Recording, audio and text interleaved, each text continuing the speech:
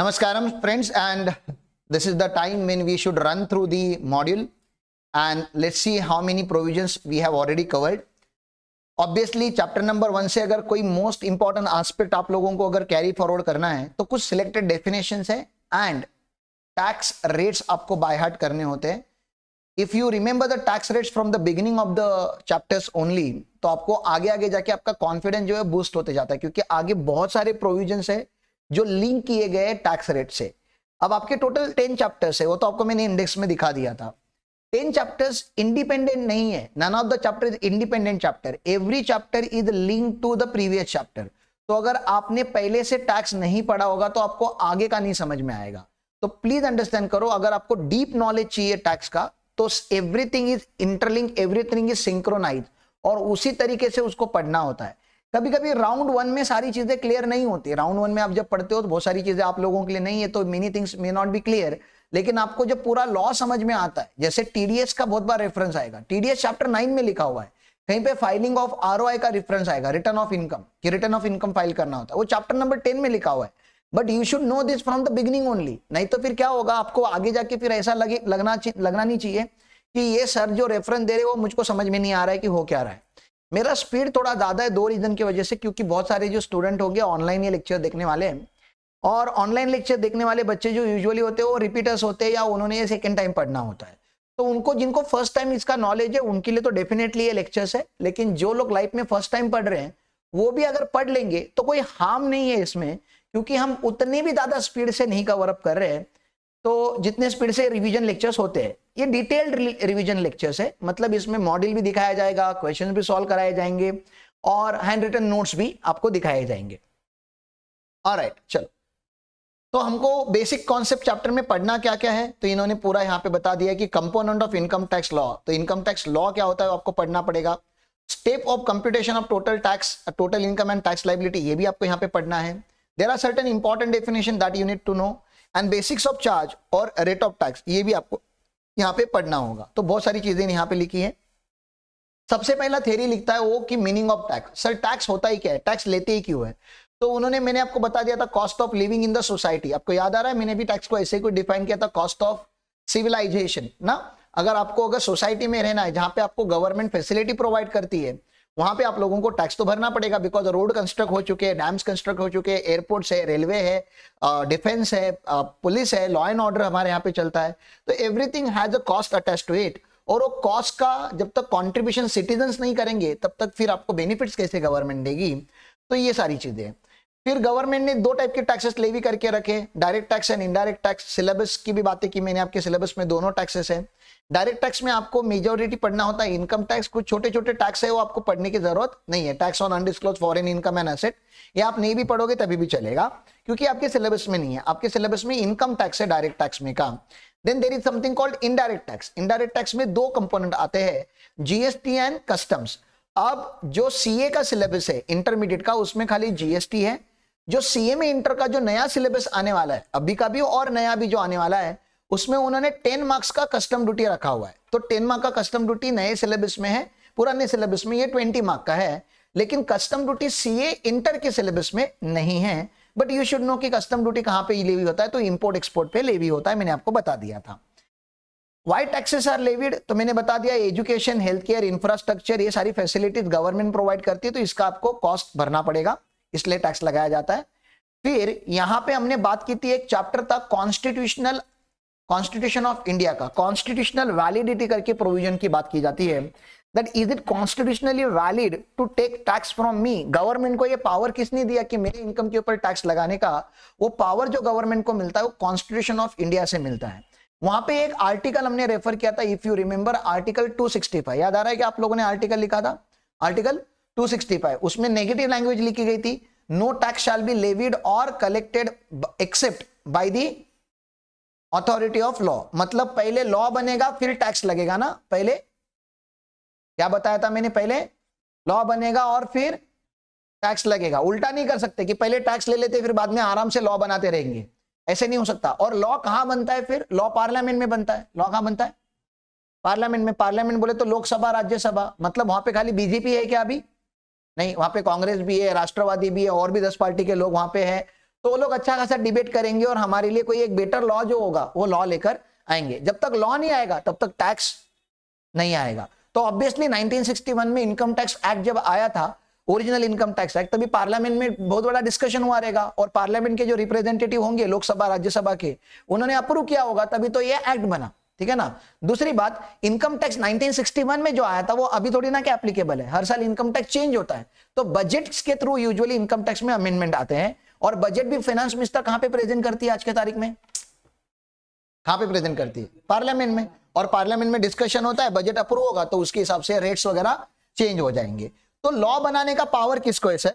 अगर लॉ बनाने का पावर हमारे देश में दो लोगों को है, दो लोगों को है मतलब स्टेट लेजिस्लेटिव को भी है और सेंट्रल गवर्नमेंट को है। मतलब स्टेट गवर्नमेंट भी लॉ बना सकती है और सेंट्रल गवर्नमेंट भी लॉ बना सकती है। और क्योंकि दोनों को लॉ बनाने का पावर है, डिस्प्यूट हो सकता था कि इनकम टैक्स कौन लगाएगा।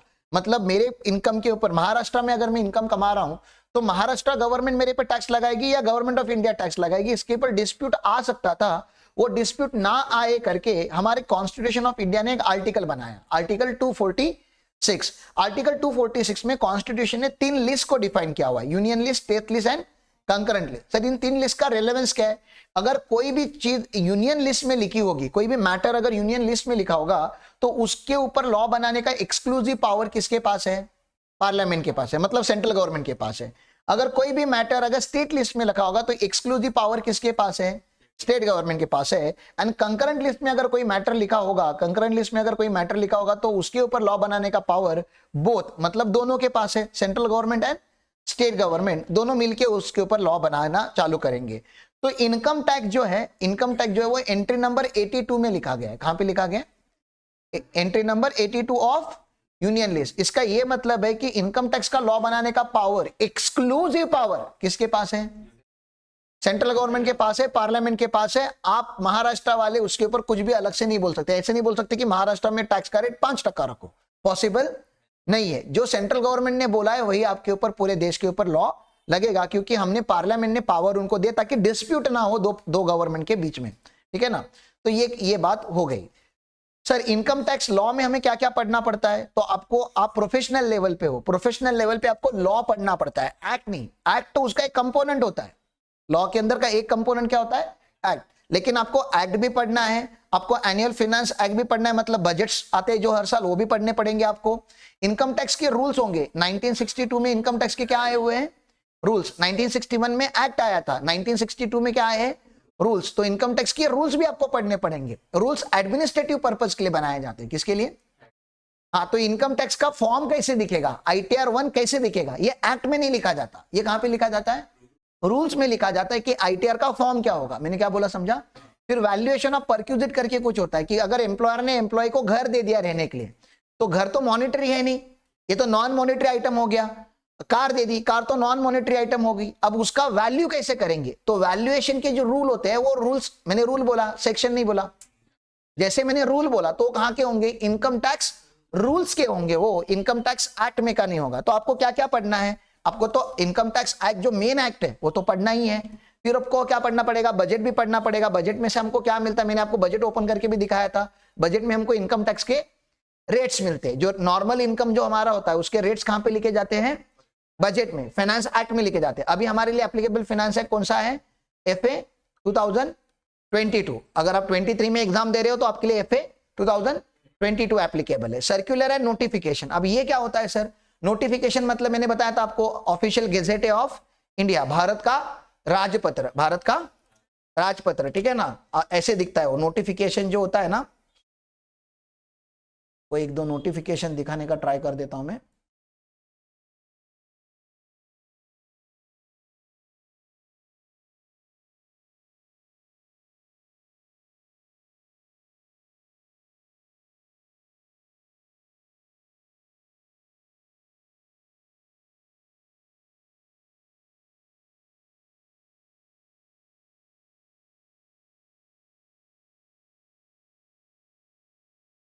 द गेजेट ऑफ इंडिया, ठीक है ना, यहाँ पे सारे नोटिफिकेशन आते हैं। ओके, तो यहाँ पे अलग अलग नोटिफिकेशन आते हैं। आपको यहाँ पे जाके क्या करना होता है? ये देखो यहाँ पे बिल्स लिखे, एक्ट लिखे गए, बहुत सारा यहाँ पे लिखा गया है।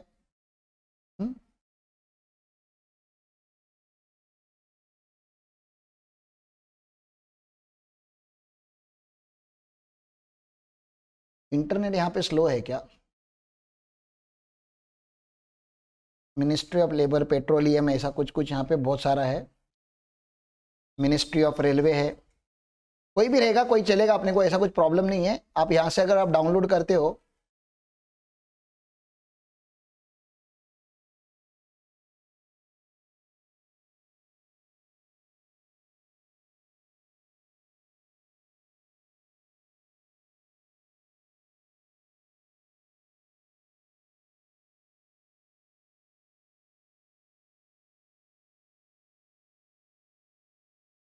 ये दिख रहा है आपको? मुझको खाली इसका फॉर्मेट आपको दिखाना था।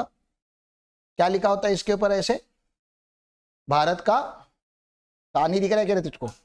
भारत का राजपत्र, द गैजेट ऑफ इंडिया, ठीक है ना? ऐसे इसको पब्लिश किया जाता है, ठीक है ना? कौन से डेट पे पब्लिश हुआ है, कौन से एक्ट में पब्लिश हुआ है, ये सब इसमें लिखा जाता है। तो इनकम टैक्स में भी कभी कभी क्या होता है, सडनली आपको कोई अगर चेंज लाना है, देखो पार्लियामेंट बजट जो होता है वो फेब में चलता है ना, बजट का सेशन। ऐसे नहीं कि खाली फेब में अमेंडमेंट आते हैं, अमेंडमेंट तो साल के बीच में भी कभी भी आ सकते हैं। उनको लॉ में अगर प्रॉब्लम दिखा, once you know that there is a problem in the law, there is a need of improvement in law, तो you cannot wait for a next budget to come।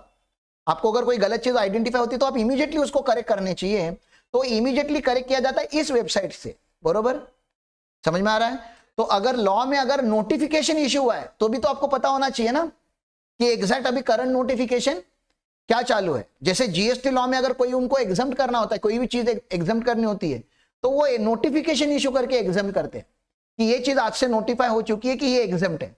अगर उनको रेट बदलना होता है तो दे नोटिफाइड कि आज आपका जीएसटी का रेट बदल गया है, तो आपको नोटिफिकेशन भी पढ़ने होते हैं। अच्छा मुझे बताओ, नोटिफिकेशन पब्लिक डॉक्यूमेंट है कि सीक्रेट डॉक्यूमेंट है? अभी मैंने डाउनलोड किया ना, पैसे वगैरह तो मांगे नहीं उन्होंने, पब्लिक डॉक्यूमेंट है, मतलब पब्लिश होता है वो, ठीक है ना? इनकम टैक्स के पोर्टल पे आप जाओगे तो वहां पे सारे नोटिफिकेशन जो इनकम टैक्स के रिलेटेड है वो वहां पे भी आपको मिलेंगे। मैंने आपको ई गैजेट साइट दिखाया क्योंकि वहां पे सारे आपके जो देश में जितने भी नोटिफिकेशन इश्यू होते हैं किसी भी एक्ट में, वो ऑफिशियल गैजेट पे होते हैं, ठीक है ना? सर्क्यूलर जो होता है, सर्क्यूलर ये वर्ड आपको क्या लग रहा है, ये पब्लिक डॉक्यूमेंट है कि ये इंटरनल डॉक्यूमेंट है? सर्क्यूलर हम बोलते हैं सर्कुलेशन करो इसको, इस डॉक्यूमेंट को क्या करो, हाँ ये इंटरनल है, ये इनकम टैक्स ऑफिसर्स के लिए बनाया जाता है ये पेपर, ये पब्लिक के लिए नहीं बनाया जाता है। किसके लिए बनाया जाता है? इनकम टैक्स ऑफिसर्स के लिए। और कभी कभी इसको ट्रेड नोटिस भी हम बोलते हैं, तो वो किसी ट्रेड के लिए निकलता है। जैसे मैन्युफैक्चरिंग ऑफ स्टील के लिए अगर उनको कोई अगर चीज बतानी है तो नोटिफिकेशन नहीं निकालते वो लोग, ट्रेड नोटिस करके एक चीज होती है वो इनकम टैक्स इश्यू करता है। सर्क्यूलर इसलिए निकाला जाता है ताकि अलग अलग इनकम टैक्स ऑफिसर्स को अलग अलग लॉ नहीं समझे। इनकम टैक्स ऑफिसर्स ही अलग अलग प्रोविजन लगा रहे, दोनों का इंटरप्रिटेशन अलग है। तो अभी सेंट्रल गवर्नमेंट की खास करके सीबीडीटी की रिस्पॉन्सिबिलिटी है कि सारे ऑफिसर जो है सेम टाइप का लॉ फॉलो करे। मैंने क्या बोला समझा आप लोगों को? तो एज अ प्रोफेशनल आपको उनके सर्कुलर भी पता होनी चाहिए।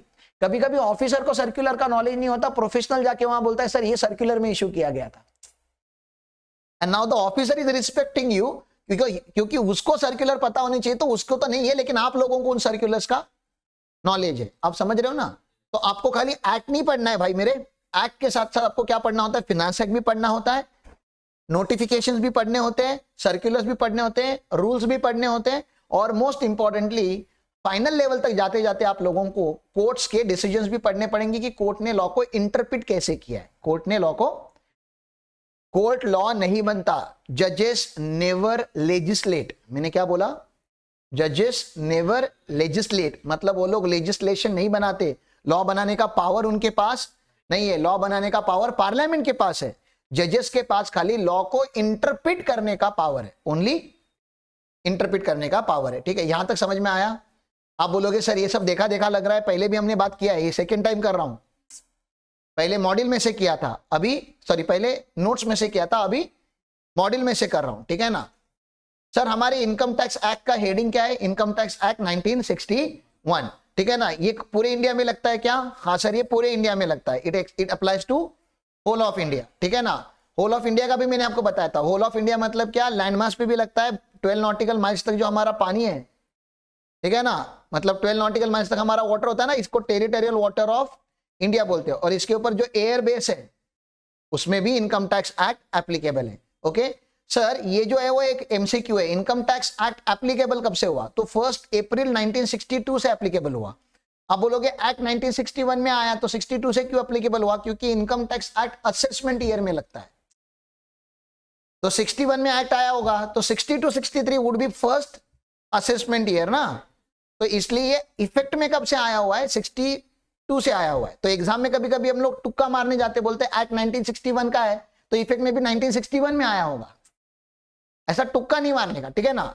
लॉजिक आपको पता होना चाहिए कि 1962 से आया, उसका लॉजिक मैंने बता दिया, असेसमेंट ईयर से लगता है ये। ओके, आगे चलता हूं। इनकम टैक्स एक्ट में बोलने के लिए कितने सेक्शन है? 1 to 98 है, और बोलने के लिए 14 शेड्यूल है। कितने शेड्यूल है? 14 शेड्यूल है, 298 सेक्शन है, लेकिन एक्चुअली सेक्शंस कितने होते हैं? 750 प्लस, ठीक है ना। 750, 760, 780। अब आप एक्सेल में डालोगे तो आपको एक्चुअली में पता चलेगा कि टोटल सेक्शंस कितने हैं। बहुत सारे सेक्शन डिलीट भी हो चुके हैं। अच्छा, तो पूरा एक्ट कैसे डिवाइड होता है? Act divided into chapters, chapters are divided into sections, sections are further divided into sub sections, sub sections are further divided into clauses, clauses are further divided into sub clauses. आपने लिख के भी लिया है notes में, ठीक है ना। तो कभी कभी हमें सेक्शन पढ़ना होता है, कभी कभी हमें क्लॉजेस पढ़ना होता है, कभी कभी हमें सब क्लॉजेस तक भी याद रखना पड़ेगा। ये बात भी आपको मैंने बता दी है। फिर प्रोवाइजोस करके कुछ तो होता है लॉ में, प्रोवाइजोस एंड एक्सप्लेनेशन, दोनों में फर्क क्या है? एक्सप्लेनेशन जो होता है ना, वो प्रोविजन को ही एक्सप्लेन कर रहा है, it's a further explanation to the provision. Proviso जो होता है, it is an exception to the provision. Exception मतलब समझते हो ना, ये चालू होगा हावेवर से। ये कहां से चालू होगा? हावेवर। हावेवर मतलब एक्सेप्शनल लैंग्वेज चालू होता है, प्रोवाइडेड का लैंग्वेज चालू होता है। तो प्रोवाइजो, कभी कभी बच्चों को लगता है कि ये प्रोविजन लिखना था लॉ को, उन्होंने गलती से एन वगैरह रह गया, ये प्रोविजन नहीं है। प्रोविजन मतलब लॉ होता है, प्रोविजो मतलब उसका एक्सेप्शन होता है, ठीक है ना। तो वो सब भी है इसमें, उन्होंने एग्जांपल दी, लेकिन आपको एग्जांपल अभी समझेंगे नहीं। फिनांस एक्ट क्या होता है सर? फिनांस एक्ट एक बजट होता है, मैंने बता दिया, प्रेजेंटेड बाय फिनांस मिनिस्टर। उसमें भी बहुत सारे शेड्यूल होते हैं। उसके जो फर्स्ट शेड्यूल होता है, उसका जो फर्स्ट शेड्यूल होता है, उसके पार्ट 1 में इनकम टैक्स के रेट होते हैं। पार्ट 1 में इनकम टैक्स के रेट होते हैं। मैंने आपको शेड्यूल ओपन करके, ऑनलाइन शेड्यूल ओपन करके, उसका पार्ट 1 ओपन करके उसके अंदर के इनकम टैक्स के रेट भी दिखाए हुए हैं आपको, ठीक है ना। इनकम टैक्स की वेबसाइट पे ये रहता है। इनकम टैक्स रूल्स मैंने कब, कौन से ईयर के बताए थे आपको? 1962। 1961 में क्या बना था? एक्ट। रूल्स कब बने? 1962 में रूल्स बने, ठीक है ना। तो ये बात ये भी है। इनको एडमिनिस्ट्रेटिव रूल्स बोला जाता है, और इनको ड्राफ्ट करने का जो पावर होता है वो किसके पास है? सीबीडीटी के पास है, ठीक है ना। Circular and notification, right? Circular are issued by CBDT from time to time to deal with certain specific problem and to clarify doubt regarding the scope and meaning of certain provisions of the act. Circulars are issued as a guidance to the officer and assessee, ठीक है ना। और circular जो होते हैं वो bound होते हैं किसके ऊपर? डिपार्टमेंट के ऊपर। किसके ऊपर बाउंड होते हैं? हाँ, मतलब ऑफिसर नहीं बोल सकते कि मैं नहीं फॉलो करेगा, जा। असेसी बोल सकता है कि मैं नहीं फॉलो करेगा, क्योंकि ये नोटिफिकेशन नहीं है, ये पब्लिक डॉक्यूमेंट नहीं है, हमारे लिए नहीं इशू है। हम लोगों को एप्लीकेशन, हमको पगार देता है क्या इनकम टैक्स? आपको पगार देता है क्या इनकम टैक्स? नहीं। ऑफिसर्स को पगार कौन दे रहा है? इनकम टैक्स डिपार्टमेंट दे रहा है ना, तो उनको वो सर्कुलर फॉलो करना पड़ेगा। वो उनके लिए तो इशू है, वो नहीं करेंगे तो कौन करेगा? लेकिन असेसी के लिए मैंडेटरी नहीं है। तो असेसी ना थोड़ा स्मार्ट होता है। असेसी यहाँ पे क्या करता है पता है? जो उसके बेनिफिट का सर्कुलर है वो बोलता है मैं फॉलो करेगा, और जो उसके अगेंस्ट है वो उसको चैलेंज कर देता है, बोलता है ये मैं क्यों फॉलो करूं, ये तो मेरे लिए इशू ही नहीं हुआ था, तो आपके लिए इशू है। तो असेसी हमेशा स्मार्ट काम करता है। यहाँ पे असेसी मतलब तुमको बता दूं, रियलिटी में असेसी के पास इतना टाइम नहीं कि वो सर्कुलर पढ़े। जब हम बोलते चैलेंज असेसी करता है तो उसका प्रोफेशनल चैलेंज करता है, उसके सीए सीएमए लोग ये सब चैलेंज वगैरह करते हैं, ठीक है ना। तो which circular which are not binding on assessee they can take advantage of the beneficial circular. इसके असेसी के ऊपर ये बाइंडिंग नहीं होते, लेकिन ऑफिसर्स के ऊपर ये बाइंडिंग होते हैं। नोटिफिकेशन जो होते हैं वो सेंट्रल गवर्नमेंट इशू करता है, ऑफिशियल गेजेट में इशू होता है, ठीक है ना। तो ये मैंने बता दिया, ये दोनों के लिए होते हैं, डिपार्टमेंट के ऊपर भी बाइंडिंग होते हैं और असेसी के ऊपर भी, क्योंकि ये लॉ है, ठीक है ना। राजा महाराजाओं के जमाने में जब सर्कुलर इशू, वो नोटिफिकेशन इशू होता था और राजा का आपने माना नहीं, उसने जो भी बोला, तो राजा क्या कर देता आपका? हाँ, बहिष्कार वगैरह रहने दे, वो तो अभी हो रहा था, राजा की बात कर रहा हूं। राजा सर उड़ा देता था। बहिष्कार क्या है? बहिष्कार करके क्या करेगा राजा रे? हाँ, केस लॉ। केस लॉ मैंने क्या बताया? जुडिशियल डिसीजंस होते हैं हाई कोर्ट सुप्रीम कोर्ट के, लेकिन केस लॉ जो होंगे वो आपको फाइनल लेवल पे पढ़ने होते हैं, लेकिन कुछ कुछ केस लॉ में आपको इंटरमीडिएट से ही पढ़ाना चालू करूंगा। क्यों सर? क्योंकि अगर सिलेबस अगर एक्स है तो आपको एक्स प्लस का नॉलेज होना चाहिए, क्योंकि हमारा एग्जाम भी अगर एक्स होता है तो क्वेश्चन भी एग्जाम में कभी कभी एग्जाम प्लस के ही आते हैं, ठीक है ना, क्योंकि आप प्रोफेशनल स्टूडेंट हो। यू कैन नॉट एक्सपेक्ट कि आपके ऊपर दया की जाए। अब जिसका अटेम्प्ट होता है उसको लगता है कि इंस्टीट्यूट इस टाइम कम से कम दया करे, तो वैसे हर बार किसी ना किसी का तो अटेम्प्ट होगा ही ना, तो इंस्टीट्यूट आपके ऊपर दया तो करने वाली नहीं है। पेपर टफ आएंगे, लिख के ले लो। क्या लिख के ले लो? पेपर टफ आएंगे, आएंगे। इजी आया तो मेरे को आके गाली दे देना कि आपने बोला कि पेपर टफ आएंगे, पेपर इजी आ गया। ऐसे कैसे आपने हमारे साथ झूठ बोला? लेकिन उल्टा होगा तो मेरे को आके कुछ मत बोलना कि सर पेपर टफ आए थे। मैंने तो कभी बोला नहीं कि इजी आते, पेपर तो हमेशा टफ ही आते, ठीक है ना। गलती से कभी तो एग्जाम 2 क्वेश्चन गलती से छूट जाते हैं इंस्टीट्यूट से जो इजी लगते हैं, ठीक है ना। तो पेपर तो टफ ही आने, पेपर तो आपको फेल करने के लिए आने हैं। अब तू पास होके दिखा बस, ठीक है ना। तेरा टैलेंट होगा तो पास होके दिखाएगा, नहीं तो बाय डिफॉल्ट तुम लोग सब लोग फेल हो। बाय डिफॉल्ट रिजल्ट क्या है तुम लोगों का? फेल। सर आप नेगेटिव क्यों बोल रहे हैं? नेगेटिव नहीं बता रहा, फैक्ट बता रहा हूं। देखो फैक्ट नेगेटिव है तो मैं क्या कर सकता हूं? बाय डिफॉल्ट तुम सारे फेल हो। तो तुम जैसे जो तुम लोगों का जो बिहेवियर है, कैजुअल अप्रोच है लॉ पढ़ने का, वो देख मोबाइल हाथ में लेके मोबाइल साफ करते करते वो प्रोविजन पढ़ रहा है। हाँ, अब तुमको क्या लग रहा है ऐसे लोग पास हो पाएंगे? हाँ? मैं बता रहा हूं ना, बाय डिफॉल्ट तुम लोग फेल हो। गलती से पास हो सकते हो। हाँ, ये जो मोबाइल साफ करने वाला बंदा है उसका नाम मयूर है। सारे बच्चे अपने मन में गाली दे दे मयूर, एक गाली तो बने। मतलब प्रिंसिपल को फोकट में ये लोग ने लेक्चर लेने के लिए बिठाया इधर, और मोबाइल साफ कर रहा है बंदा। क्या बताऊं आप लोगों को। अच्छा, वो मोबाइल किसी और का भी हो सकता है। अच्छा, उसका ही है। मुझे लगा मतलब मोबाइल साफ करने का दुकान खोला होगा इसने, करते लोग कभी कभी। अब लेवी मतलब क्या? मैंने आपको अभी तक कम से कम 4 या 5 बार बोला है, कोई भी आप जब लॉ पढ़ते हो तो आपको पढ़ना होता है लेवी। सबसे पहले क्या पढ़ना होता है? लेवी। फिर आपको पढ़ना होता है